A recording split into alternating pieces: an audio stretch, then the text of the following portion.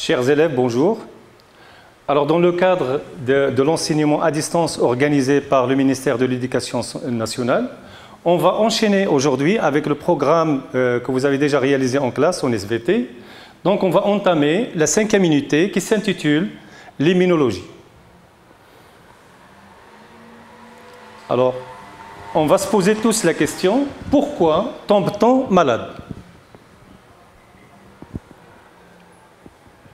Alors, on sait que nous vivons dans un environnement contenant des millions de micro-organismes dont beaucoup sont pathogènes, ils sont donc virulents et capables de déclencher des réponses immunitaires. Mais ce sont de rares cas dont on tombe malade. Ceci suggère donc que notre organisme dispose d'un système qui le protège et qui préserve son intégrité. Ce système-là est appelé le système immunitaire. Alors la question globale qu'on va se poser, c'est comment le système immunitaire préserve-t-il l'intégrité de notre organisme? Alors cette question-là, on va l'aborder en 3 chapitres, ou en 3 sous-questions. La première sous-question, c'est comment distingue-t-on, ou bien comment le système immunitaire arrive à distinguer entre ce qui est du soi, ça veut dire ce qui nous appartient, et ce qui est du non-soi, ça veut dire ce qui est étranger et qui peut déclencher des maladies. La deuxième question, c'est quels sont les mécanismes mis en jeu lors de la réponse immunitaire? Troisième question, quels sont les dysfonctionnements de ce système immunitaire? Donc aujourd'hui, on va traiter la première question, ça veut dire le premier chapitre, c'est comment se fait la reconnaissance du soi et du non-soi. Ça veut dire comment notre organisme reconnaît ce qui est à lui et ce qui n'est pas à lui. Et on va traiter en premier lieu la notion du soi et du non-soi. Alors vous voyez un individu en train d'inhaler une multitude de virus. Là aussi, vous voyez à la surface de la peau, on voit des millions de bactéries.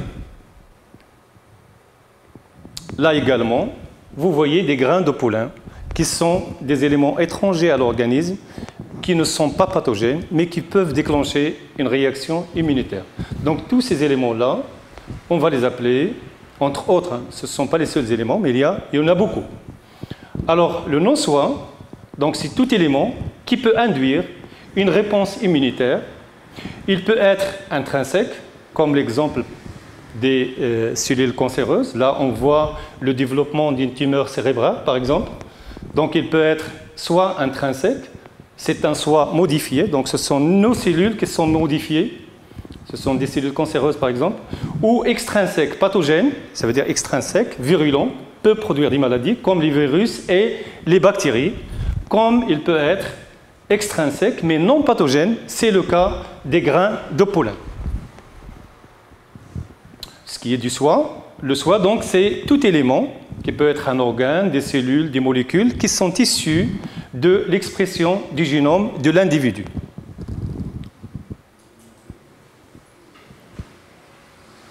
Donc maintenant, on a pu distinguer entre le soi et le non-soi. Maintenant, on va se poser la question, comment l'organisme reconnaît-il le soi et le défend et reconnaît le non-soi et l'évite? Alors, pour ceci, nos cellules disposent de certains marqueurs qu'on va appeler soit des marqueurs secondaires, soit des marqueurs principaux. Alors, on va commencer par les marqueurs secondaires du soi. Et on va prendre l'exemple des globules sanguins. On sait tous que lors de la transfusion sanguine, il faut veiller à ce que les groupes sanguins des donneurs et des récepteurs soient compatibles. Alors pour ceci, on va évoquer les travaux de Karl Landsteiner, qui découvre pour la première fois les groupes sanguins ABO. Et ceci en comparant le sang des différents sujets. Donc en fait, il a constaté une agglutination des globules rouges en présence de différents sérums sanguins. En 1940, le groupe sanguin Rhésus a été découvert, donc c'est un autre marqueur secondaire. Il a été découvert. Donc il s'agit de protéines membranaires, des globules rouges. Donc les hématies qui portent ce type de protéines sont dites Rhésus+, et les hématies qui ne disposent pas de ces protéines sont dites rhésus-. Donc là, on voit les expériences qui ont été réalisées. Donc les groupes sanguins qui sont similaires ou bien qui sont compatibles ne présentent pas d'agglutination. Alors que les groupes sanguins différents, après leur mélange, on voit qu'il y a une agglutination. Alors comment se fait cette agglutination? Ou bien comment se fait la transfusion sanguine? Donc, cette agglutination se fait par la présence sur la membrane cytoplasmique des globules rouges, qui, je rappelle, que sont des cellules anucléées, ça veut dire qu'ils n'ont pas de noyau. Donc, à leur surface, on voit, ou bien il y a la présence de certaines protéines appelées agglutinogènes. Donc, ce sont les marqueurs secondaires du foie. Ce sont des glycoprotéines situées à la surface des hématies, et on les appelle aussi donc agglutinogènes. Elles se différencient entre elles par la partie terminale de leur arborisation sucrée. Ça veut dire que ce sont des protéines qui sont ancrées dans la membrane cytoplasmique des hématies et présentent des arborisations sucrées. Et c'est la terminaison de ces arborisations sucrées qui fait la différence entre les groupes A, groupe B, groupe AB et groupe O. Alors donc, on distingue 4 groupes sanguins, groupe A, B, AB et O. Donc, à partir de ce tableau-là, on va définir les différentes combinaisons possibles. Alors, le groupe sanguin A, ces hématies, ou bien les hématies du groupe sanguin A, présentent à leur surface des protéines appelées agglutinogènes A. Et le sérum de l'individu qui porte le groupe sanguin A présente des anticorps appelés des agglutinines. Ce sont des protéines plasmatiques. On les appelle des anticorps. Donc, ils présentent les anticorps anti-B. Pour le groupe B, ils présentent des agglutinogènes B. Et dans le sérum, il y a une agglutinine anti-A. Et donc, c'est pourquoi les globules rouges du groupe B ne peuvent pas être donnés au groupe A, un individu du groupe A. Pourquoi? Parce que l'individu du groupe A présente un sérum avec des anti-B et peuvent donc s'agglutiner avec les antigènes présents à la surface du globule rouge du groupe B. Le groupe AB, il présente les deux agglutinogènes à sa surface, mais ne présente pas d'agglutinine dans le plasma. C'est pourquoi le groupe AB peut recevoir le sang de n'importe quel groupe sanguin. Pour le groupe O, il ne présente pas d'agglutinogène, mais son plasma présente les deux agglutinines A et B. C'est donc pourquoi le groupe O, c'est un donneur universel, mais il ne reçoit que du groupe O.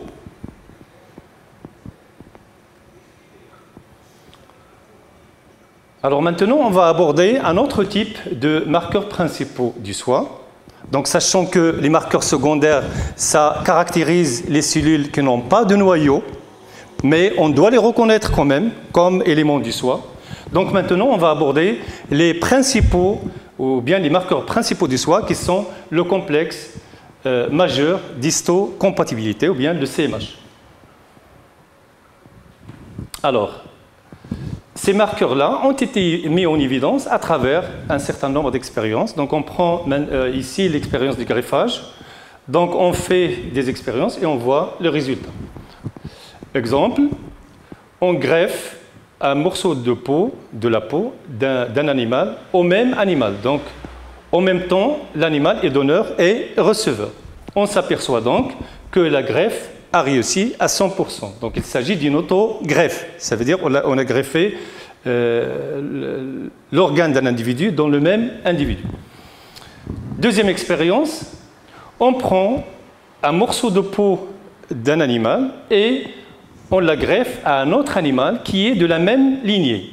On s'aperçoit que la greffe a réussi. Donc, il s'agit d'une allogreffe. Pourquoi? Parce que les deux animaux sont de la même lignée ou bien sont de la même race. Troisième expérience, on prend un morceau de peau d'un animal et on le greffe à un autre animal qui est d'une race différente. Donc, on s'aperçoit que la greffe a été rejetée et là, on parle donc d'une hétérogreffe. Donc, à partir de ces expériences, on s'aperçoit que, au fur et à mesure qu'il y a un lien de parenté entre les individus, la greffe donc, va réussir. Deuxième type d'expérience, ce sont les résultats de greffe totale entre donneur et receveur dans différentes situations. Donc, la situation 1, situation de vrais jumeaux, le taux de réussite est de 100%. Entre frères et sœurs, le taux de réussite de la greffe est de 80%. Si le taux de parenté n'existe pas,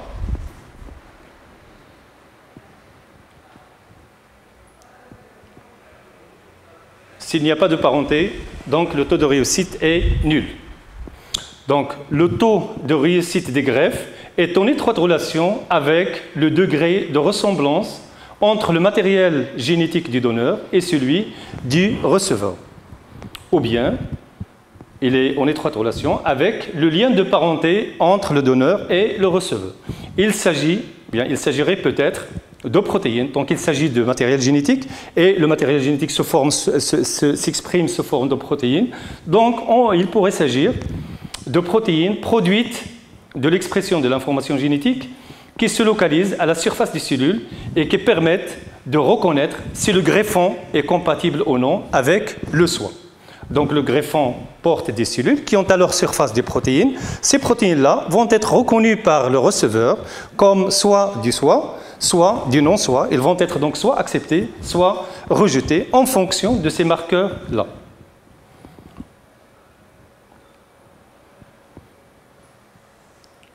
Donc, une fois qu'on a supposé que les marqueurs du soi sont du type protéique, donc c'est une supposition, donc on doit vérifier cette hypothèse-là en prenant une partie de la membrane plasmique d'un leucocyte, par exemple, et on l'agrandit.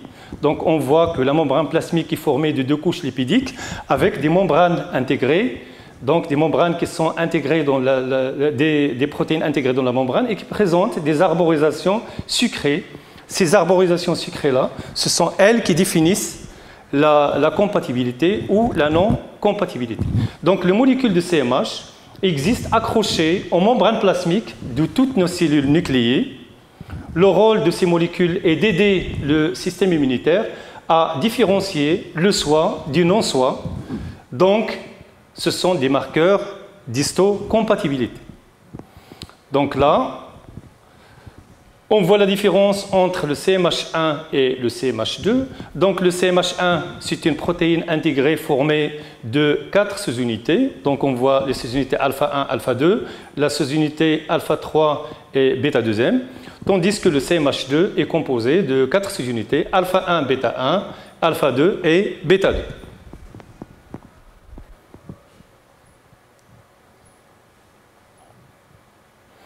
Donc, si on récapitule, le CMH1, le complexe majeur d'histocompatibilité de type 1, il est composé de glycoprotéines situées à la surface de toutes les cellules nucléées, ça veut dire qu'elles présentent un noyau, y compris les cellules immunitaires.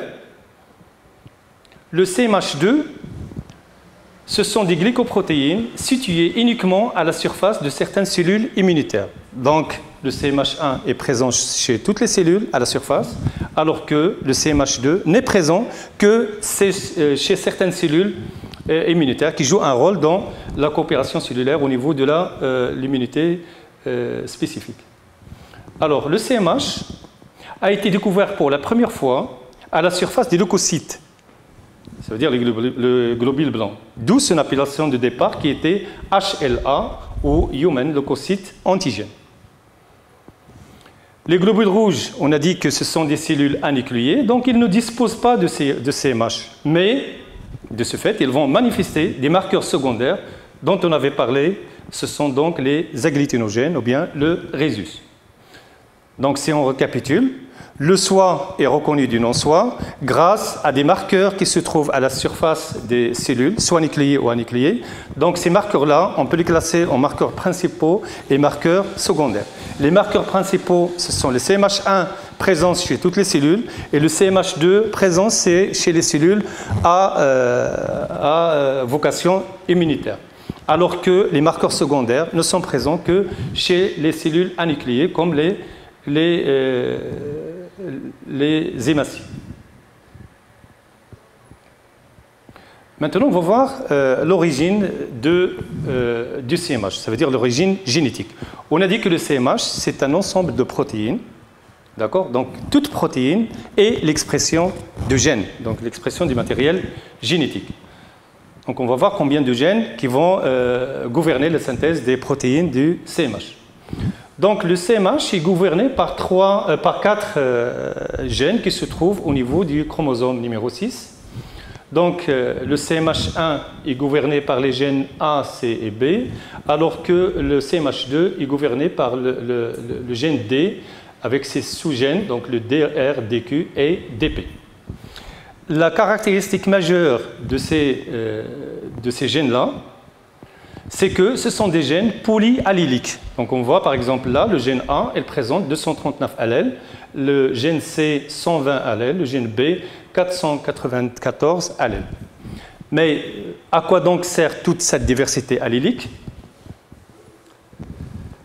Donc, cette diversité allélique sert à définir pour chaque individu une combinaison d'allèles et donc une forme de CMH unique à chaque individu. Donc, chaque individu porte une combinaison allélique qui lui est unique et dont il a hérité chaque moitié de l'un de ses parents. Donc, on sait que les chromosomes ils sont transmis par la méiose et par la fécondation. Donc, les gènes du CMH vont être hérités la moitié chez le père et la moitié chez la mère. Donc, un individu ne va ressembler ni à ses frères, ni à sa maman, ni à son père, du point de vue CMH. Donc, le seul cas où on aura les mêmes CMH, c'est le cas des vrais jumeaux. Pourquoi? Parce qu'ils ont le même matériel génétique. Donc, voilà. Maintenant, si on prend cet exemple-là, on a, par exemple, là, le père et la mère, donc le génotype du père et le génotype de la mère. Donc, si on fait après fécondation, donc on obtient 2 individus, l'individu 3 et l'individu 4. Donc, l'individu 3, voilà son génotype. Donc, si vous vous amusez à faire l'échiquier de croisement, donc vous allez obtenir le génotype de l'individu 4.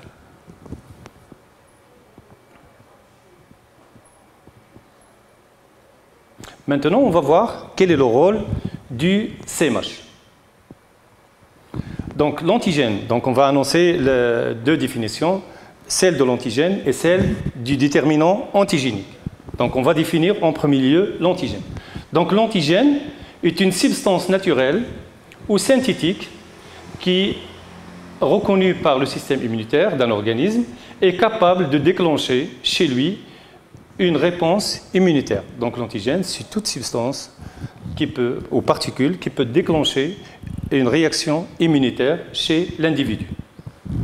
Le déterminant antigénique. Le déterminant antigénique, c'est une partie, c'est un peptide de l'antigène. Lorsque l'antigène est fragmenté au niveau des cellules de l'organisme, il est subdivisé en petits morceaux, en petits peptides qu'on appelle les déterminants antigéniques. La caractéristique du déterminant antigénique, c'est qu'il a la capacité de produire une réaction immunitaire semblable à celle de l'antigène. Donc, pour induire une réponse immunitaire, les antigènes doivent être reconnus par les cellules effectrices du système immunitaire, qui sont les lymphocytes. Pour être reconnus par les lymphocytes, les antigènes doivent être pris en charge et présentés par des molécules membranaires spécialisées. Ça veut dire que chaque cellule doit présenter son contenu protéique à l'extérieur et elle va donc l'exposer afin que le système immunitaire qui est présenté par des lymphocytes doit le contrôler et voir si le contenu est intègre ou il n'est pas intègre. Les figures de ce document représentent des schémas explicatifs illustrant le rôle des molécules du CMH dans la présentation des peptides du soi et du non-soi. Donc on prend la figure 1 par exemple. Donc dans le noyau de la cellule, on a de l'information génétique sous forme d'ADN. Donc cet ADN contient des gènes normaux. Ces gènes-là sont exprimés ou bien sont transcrits en ARNM. L'ARNM quitte le noyau vers le cytoplasme. Il va donc être traduit en peptides du soie. Ces peptides-là vont être emballés sur le CMH1, qui est lui aussi une protéine produite par les gènes du noyau.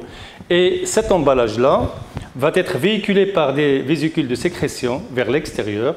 Et donc, la protéine du CMH qui est en association avec l'antigène va être exposée vers l'extérieur pour être reconnue par les lymphocytes qui représentent le système de défense de l'organisme. Alors, si l'antigène qui est, ou bien le déterminant antigénique qui est présenté sur le CMH est un élément du soi, il n'y aura pas de reconnaissance avec le lymphocyte et donc il n'y aura pas de destruction de la cellule porteuse de cet antigène ou bien de ce déterminant antigénique.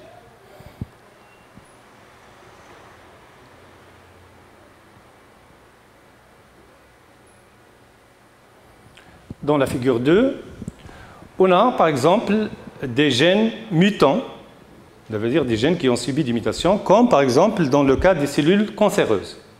Ces gènes-là sont transcrits en ARNM et l'ARNM est traduit en protéines mutantes.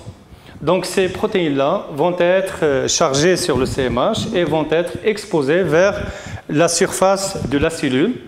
Et donc il y aura reconnaissance entre le CMH et le déterminant antigénique et le lymphocyte. Et cette reconnaissance-là se traduit par une attaque du lymphocyte vers la cellule porteuse. Et donc la cellule va être détruite par le système immunitaire. Troisième cas, c'est lorsqu'il y a une invasion d'un antigène à la cellule. Donc la cellule va internaliser l'antigène, il va donc le phagocyter, ensuite le détruire et le fragmenter en petits morceaux qu'on appelle les déterminants antigéniques. Ce sont des peptides du non-soi. Ces peptides-là vont être chargés sur le CMH et vont être véhiculés vers l'extérieur de la cellule. Et donc, ces éléments-là, parce qu'ils ne sont pas du soi, ils vont être reconnus par les lymphocytes. Et donc, la cellule qui porte des éléments du non-soi va être détruite. Donc, c'est ça le rôle du CMH. Donc, les molécules de CMH, de CMH1, s'associent aux peptides obtenus lors de la dégradation d'un échantillon de protéines cytoplasmiques du soi ou du non-soi, donc le cas du virus. Le complexe CMH1 peptide migre vers la surface cellulaire et le peptide sera exposé aux cellules immunitaires spécialisées à cet effet. Donc, on parle des lymphocytes, par exemple là, les lymphocytes TC. Si le peptide présenté relève du soi, il n'est pas reconnu par les cellules immunitaires et la cellule ne sera pas attaquée. Dans l'autre cas, si le peptide présenté ne relève pas du soi, par exemple le cas des peptides viraux ou bien le cas des peptides mutés, donc la cellule, ou bien il sera reconnu par les cellules immunitaires et la cellule qui le présente sera détruite. Donc pour le CMH2, on ne l'a pas présenté ici, donc le CMH2, il joue le même rôle mais chez les cellules immunitaires.